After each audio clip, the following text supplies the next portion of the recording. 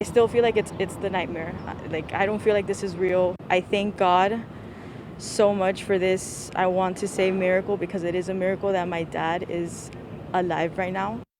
The daughter of an Uber driver speaking about her dad's recovery tonight. Carlos Molina, one of 5 people seriously hurt in that fiery crash on I-95 in Delray Beach. The crash also left Broward Sheriff Fire Rescue firefighter Bryan and his girlfriend badly burned. He was transferred by helicopter to the burn unit at Miami's Jackson Memorial Hospital from Delray Medical Center. And fellow first responders say that he jumped right into the flames to save his girlfriend's life. For WPTV's Danielle Seed is here joining us now to walk us through exactly what happened. Danielle. Honey, Bryan and his girlfriend Sue are recovering from 2nd and 3rd degree burns. His fellow firefighters tell us that the end of this story really could have been much worse. Bryan's actions were truly heroic. I can't see anything. I hear her screaming. I need to get her out.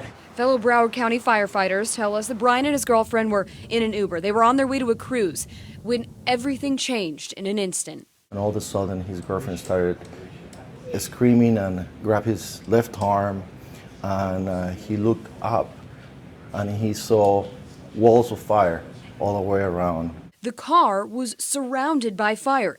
It was caused by a fuel tanker that crashed on I-95 in Delray. They were stuck. He tried to open it, but the fire was too hot. Jason Smith says that Bryan is a man of integrity. He's trained to fight fires, but not one like this. The training that we do prepares us with the right equipment at the right time. He didn't have any equipment and he had 0 time. He had to respond and react immediately. He still went in there. And he still did what he needed to do to save a life. With flames starting to close in on the car, Bryan managed to get through a window until he realized that his girlfriend was still inside. What happened next, firefighter Eric Solera says, was nothing short of heroic. He started calling her and cannot find her. So he said to me, he thought, I cannot let her die.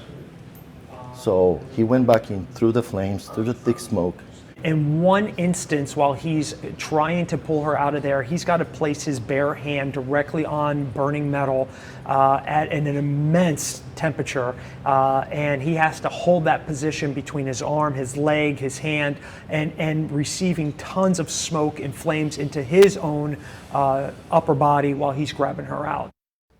Now, Bryan and Sue, along with Carlos, that was their Uber driver, now have GoFundMe accounts to help with their recovery. And Michael, honey, tonight those GoFundMe accounts so far have raised $70,000 and nearly $10,000. You think about the GoFundMe accounts, about the community coming together, about his heroism, and about how so many lives just changed in an instant on I-95. Michael, yeah, and to that point, you know, in the GoFundMe page, Carlos, that was the Uber driver, his wife said that he was the head of the household. So obviously they're going to be feeling this for a long time. Absolutely. We're glad the community is helping and we wish them all a speedy recovery.